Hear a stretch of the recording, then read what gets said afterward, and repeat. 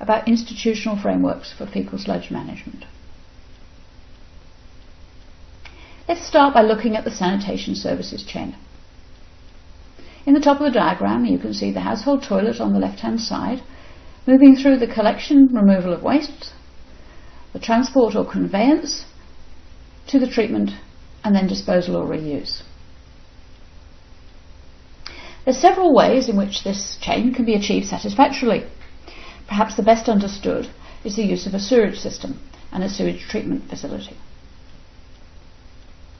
This requires a network of pipes and pumping stations to convey the waste from the household to the treatment and disposal site. But less well understood is faecal sludge management. Typically this involves the storage of the human waste at the household, either in a pit or a tank, and then the periodic removal of waste by manual means or pumps, and transportation by a vehicle or a cart to a treatment site. When the service is done manually or with a very small vehicle, then a transfer station can also be part of the chain. Another common option that's found in lower density urban or rural situations is that a full pit is covered over and the waste is buried on site and then a new pit is dug. As long as the groundwater is several metres below the base of the pit and there are no other adverse ground conditions, this could be a safe disposal option for those who have space on their site. The conventional focus of institutional arrangements, regulation and finance in most countries has been the sewerage services. To date, faecal sludge management has largely been neglected. What this means in practice is that there is little or no regulation, that there are rarely any mandated and legally responsible institutions, and consequently there is little or no finance available. The private sector has stepped into this situation, partially, but we'll talk more about that later. In practice, things often look a bit different than they do in our nice little theories, and this is an example from Maputo. This is a fecal waste flow diagram which basically depicts how the waste from a certain proportion of the population is dealt with. And the width of the arrows is proportional to the proportion of the population using that particular service chain. And what we see here is fecal sludge management is definitely the big part of the service chain which is missing. 38% of the waste is escaping into the environment because of inadequate fecal sludge management. But we also see that at the front end of the chain there's a little bit of open defecation, and there's also some rather unsatisfactory sanitation facilities, particularly in low-cost rental housing. We also see that the sewage system is also actually not functioning particularly well. Only about a third of what goes into the sewage system actually is properly treated at the other end. The rest leaks out or is not properly treated. And then we see that actually the biggest chunk of all is those toilets of the sort of more rural type which are just covered over and filled in. So this gives us a key to what our priorities are.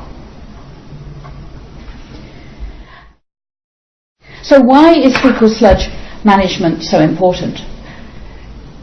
Firstly, most urban dwellers in developing countries use on-site sanitation. This is the rich and the poor alike. For example, in Africa, less than 10% of the total urban population in Africa has access to a sewer. And virtually all poor people, not only in Africa, use on-site sanitation. That is, if they have access to sanitation at all. Still many people are open defecating. And that on-site sanitation is very rarely managed as an integrated system, including the transport and treatment, as we have seen in the sanitation service chain. And this is resulting in huge public health risks, but also major environmental pollution. On the right-hand side, you'll see a plot of access to improved sanitation by wealth quintile. And what's interesting about this diagram is even in countries that have achieved almost 100% access for the rich, in all cases, there is still very limited access to improved sanitation for the poor. Slightly better situation in Paraguay, but if you look in India, while the richest people have access to high levels of sanitation, of improved sanitation, the poorest people are still under 20%, have under 20% access. Another interesting feature of this diagram is that the proportion of services of access to improved sanitation varies a great deal from country to country according to wealth. If you look at Sierra Leone, the lines for Sierra Leone and Ghana, the purple and black ones, you'll see that 80%, more than 80% of the population still are using unimproved sanitation or have no access to sanitation at all. Those lines vary a great deal. As we've said, sanitation is a chain of services, and we'd like to look at how these services are delivered. At the front end of the chain, we have toilets, and so people need to have them built. They need to buy the components. They need people to build them. They may, in some cases, use public toilets if they can't build one for themselves. When on-site systems, which are serving most people, are full, they need desludging. Further down the service chain, we find treatment of that sludge, and we find things like management of sewage, drainage, and solid waste. If we go back and look at those services at the front end of the chain, these are basically private goods which individual customers would be happy to buy for themselves, a new toilet or to get their toilet emptied when it's full. Conversely, at the bottom end of the chain, these are public services, typically supported by infrastructure, such as treatment plants, which are public goods and therefore need to be paid for by some kind of public finance because people will not pay for them individually. We're now going to give 4 examples. The first 2 examples are well-developed examples where the chain is functioning effectively, and the second 2 are examples of where we're working and the situation is still developing. First of all, we're going to look at Malaysia, where they have a national wastewater utility called Water Corporation, which means beautiful water. The diagram you see in front of you actually shows how the chain works, both for urban and rural situations. In the blue line, in the blue oval, you can see the urban part of the service chain, and within that they have a conventional piped system for sewage collection and treatment, and they have a fecal sludge management service, which serves septic tank systems, transports that waste to treatment and disposal. Here's another example. This is the municipality of eThekwini, formerly known as Durban, in South Africa. It looks a bit like a utility, but it's actually a municipal department, part of the municipality of eThekwini. And as you see, they offer a whole range of services which cover both sewerage, on-site systems, water recycling, water supply, and as you see here, this is directly from their website. There's no particular hierarchy of sewerage or on-site systems coming first. This is just all the different things which they do, and they provide a complete service to all of the citizens of eThekwini. So moving on to the examples, the more developing situations. I've been working in Indonesia for a few years on fecal sludge management, and one of the first things we did there was to look at a number of cities and look at the management arrangements, the institutional frameworks for fecal sludge management, we found quite a lot of different models. Most of them were dysfunctional in some way or other, but they varied. So actually where a city, how a city could move forward and improve that situation varied depending on what the starting point was. And we categorised the situations we found into this ladder of 6 options. There was a definite hierarchy, that some models were better than others, and then we've established a series of recommendations that, depending where you are on the ladder, that you can follow to move up the ladder. Ideally, we want the cities to move several steps, several rungs up the ladder at one step, but we're beginning to realise as we work on this, it depends on the buy-in from the city decision makers and the prioritisation that they're putting onto faecal sludge management. And where that's high, we're finding that they can move quite quickly up the ladder, jumping several steps. But where there is a lower buy-in and a lower interest, it's one step at a time. So they make that decision themselves, where they are and how they move forward. Across the world in Maputo, where I work at present, we have a situation where the municipal council is, under law, responsible for sanitation services in the town. What is the actual situation? We have private sector providers, and that's the vast majority, providing tankering services and manual emptying services, and also all the services of latrine construction and so on. We have very limited public services which are managed directly by the municipal council, and we have quite a few NGOs and other different partners also providing services. Those require coordination with the other things that are going on, and sometimes that's not very effective. The municipality, as responsible for sanitation, obviously needs to monitor what's going on and to promote improved services and improved behaviour. The municipality is not alone in all of this, so we have a regulator which is in charge of regulating water and sanitation services.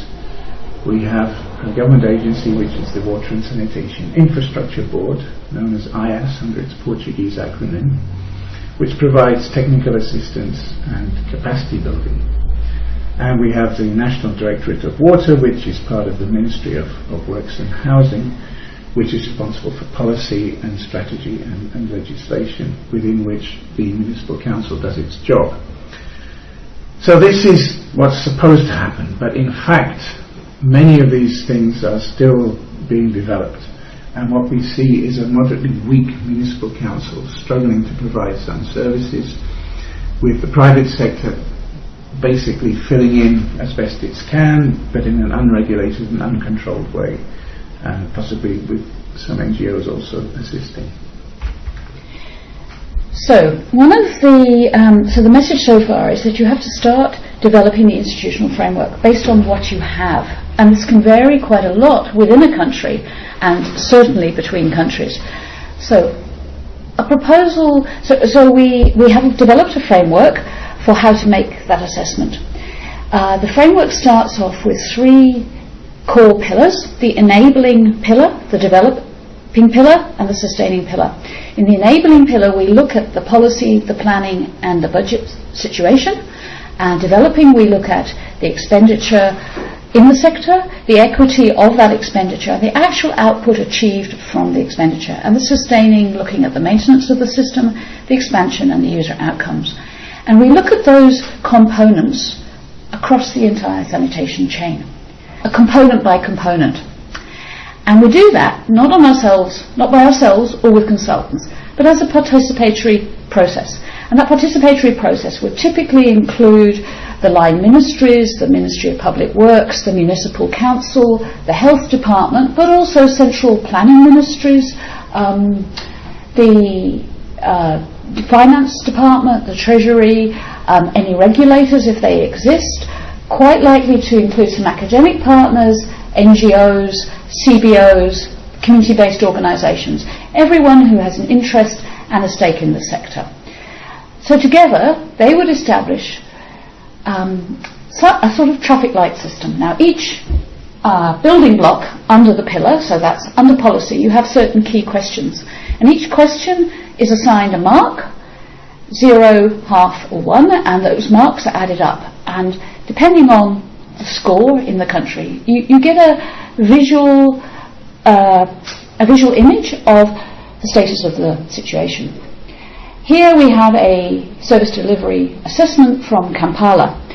And what we see there in the top left-hand corner, that there is a clear policy on containment at the household level. And this is quite a common situation to find. As you go across the chain, there is a framework there. The yellow indicates a sort of intermediate mark where there is something there. Maybe it's there in paper, but it's not operationalized, or it's partial. Where you see a red mark, 0 or a half, there is either nothing there or it's very weak and inadequate in some way or another.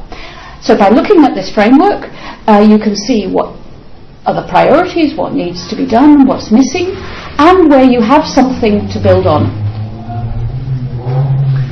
So we undertook this exercise in a number of cities across the world.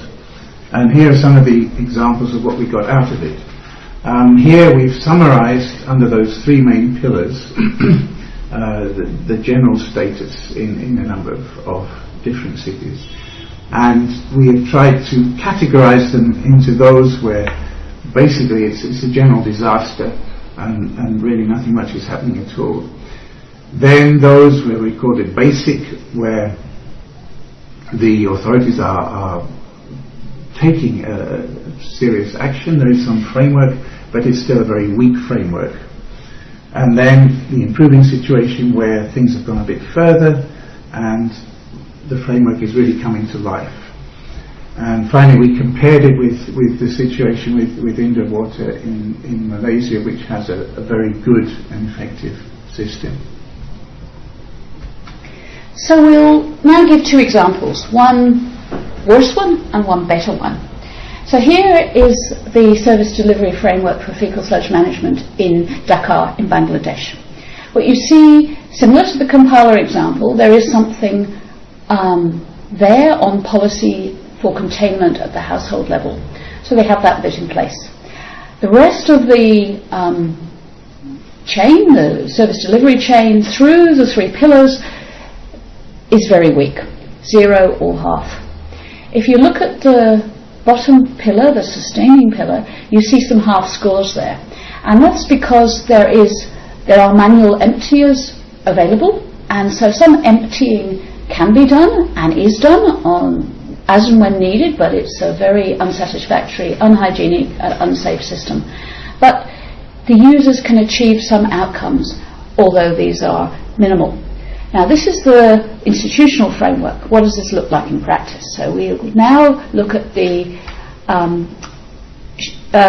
ship flow diagram for Dhaka in Bangladesh. So we have around 20% of the population with a flush toilet to a sewer, and around just under 80% using some form of on-site facility, and a low number, 1%, who are open defecators. But of those on-site facilities, a very large percentage, around 70% of them, are flowing directly into the environment or abandoned, people aren't using them. As we go across the chain, what we see also is that there's some emptying, mostly unsafe and unclear, and unsafe and illegal, and that is being disposed. The waste is being disposed directly into the drainage system and removed in that way. And other emptying is done safely, but the disposal of that is illegal. Of the sewer system, there's a considerable amount of leakage, and of the waste that reaches the treatment plant, around half of that is not treated effectively. So the end result of this is that 98% of the waste in Dhaka goes into the environment and only 2% is treated. And perhaps a significant part of this is also to see that the poorer population are using the on-site facility and the waste is draining into the local area and the immediate environment, whereas those who have a higher level of toilet service and have access to a sewer, their waste is being taken further away from the household. Moving across to Dakar in Senegal, in West Africa, not to be confused with Dhaka in Bangladesh, we see a much stronger framework in place under the National Sanitation Utility, ONAS, and with the assistance of the Bill and Melinda Gates Foundation, who've been working with them for the last 5 years or so. What we see, certainly under the enabling pillar, it's all pretty strong. Plans are good, the policy is strong, and some money is going into the system. Slightly weaker under the developing and sustaining pillars, but there is a framework and it's gradually coming together. If we look under the sustaining pillar, at the time this assessment was made, the treatment plants were not working very well, they weren't being properly looked after, and the result in terms of disposal was pretty awful because there was a lot of pollution going on. Since that assessment was made, private sector has taken over the treatment plants in a public-private partnership, and indeed it looks as though they're working a lot better. So actually, if we were to look at this today, we'd see a lot less red than we have here. In terms of the fecal waste flow diagram, we see a not dissimilar situation to back in Bangladesh, where about a quarter are connected to sewers and about 3/4 have an on-site facility with a small number of open defecators. Again, we have a big issue here with unsafe emptying, so that almost 30% of the total waste in the city is being unsafely emptied. We're seeing quite a lot of safe collection, of which perhaps 1/3 is illegally dumped and about 2/3 is legally dumped. And then we're seeing partially effective treatment. And the overall result is just over 30% of the waste is properly managed, but still just under 70% is not properly managed yet. Moving on to see how these sanitary services interact with public health. We have here down the left side the abbreviated version of the service chain. If we look at how that translates into disease, where we have dirty toilets or unsafe emptying practices or leaky sewers or poorly functioning drainage system or contaminated water getting onto fruits and vegetables, all of these things can lead to transmission of fecal pollution and to disease. This also interacts with the water system, so that in those cities where people are using wells which are polluted by their toilets, this can also be a route of disease transmission, as can inadequate quantities of water for personal hygiene. Unfortunately, we need to look even beyond water supply and sanitation services, because poor solid waste management, as we know, ends up blocking up drainage systems, and also uncontrolled or poorly controlled land use can greatly exacerbate drainage problems, and frequently do, in fact, in many towns and cities. And so the issue with drainage and malfunctioning sewers just becomes magnified and causes more and more problems. So we need, in addition to decent, proper sanitation services, effective drainage, effective solid waste management, and effective urban planning. Because if we don't get them, what we do with sanitation is going to be a waste of time. If we look at these different services, which we would like to see working in parallel, here we have them: solid waste management all the way to landfills, stormwater into the drainage system, and the sanitation service chains, supported by effective physical planning, proper land use control, and possibly slum upgrading. We would like in future to see more recycling going on of the end products of the sanitation chain. So this is the ideal situation. Of course, in practice things are not quite that good. We're getting cross-connection almost everywhere into the drainage system from sanitation systems. We're getting solid waste going into the drainage system. So that's giving us pollution downstream, and it's giving us flooding. And when we get flooding, then we get issues with our treatment works, sometimes our sanitary landfills, also getting flooded, and the whole system breaks down.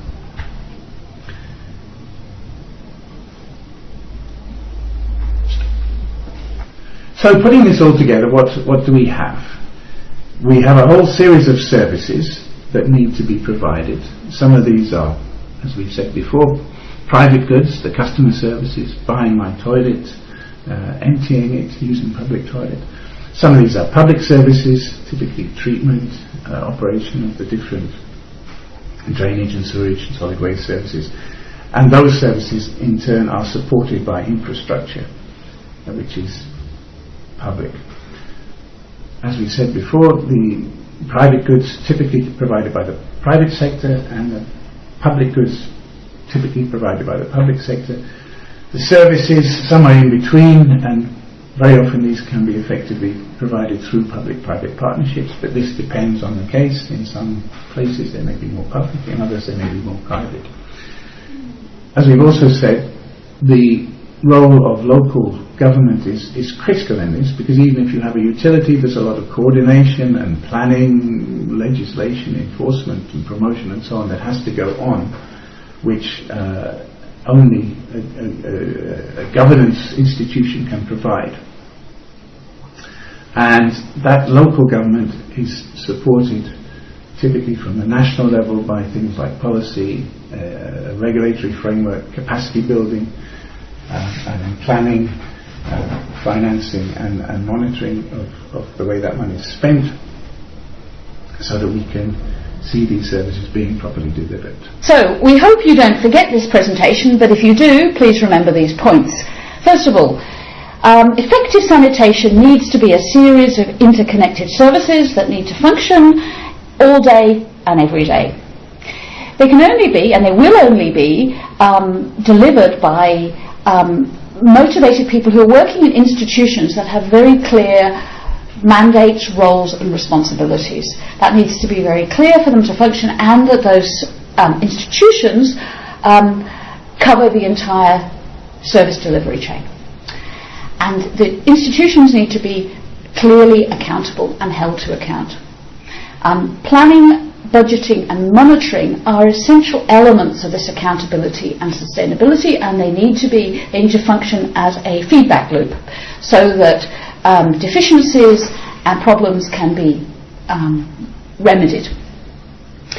The SFD, the fecal waste flow diagram, and other diagnostic tools like the service delivery assessment are very useful ways to simply to assess the situation and to have a dialogue between stakeholders to together prioritise and focus where interventions are needed. You should never assume any particular solution, whether that's sewerage or whether it's fecal sludge management for everybody, before you have actually looked at the current challenges and you've come up with the plausible future scenarios. And in almost all situations, a mix of service types of sewerage, fecal waste management are likely to be needed. FSM needs to be formally delivered, it needs to be regulated, and it needs to be city-wide. It is not a service that's only needed by poor people or poor communities, and it needs to be explicitly recognised in bylaws and regulations at the city level, and that needs to be reflected at the national level. And finally, national policies and plans, funding, reporting can be a very useful support for implementation at scale. So we've really enjoyed sharing our experiences and our thoughts on this subject. It's certainly a subject that is having a great deal more attention. We're very enthusiastic about it, and we hope that what we've shared today will enthuse you, and that you will join with us and many others in working in this very badly needed developing subsector. Adding to what Isabel said, I certainly never imagined 40 years ago that I would be sitting in Maputo talking about fecal waste management.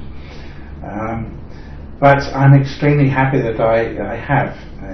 This is a fascinating area to work in.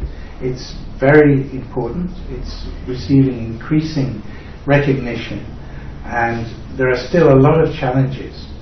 You know, we can get to Mars, but we still don't know how to empty pit latrines. And I hope that you will be as enthusiastic about this as we have been, and will take this on to the next level.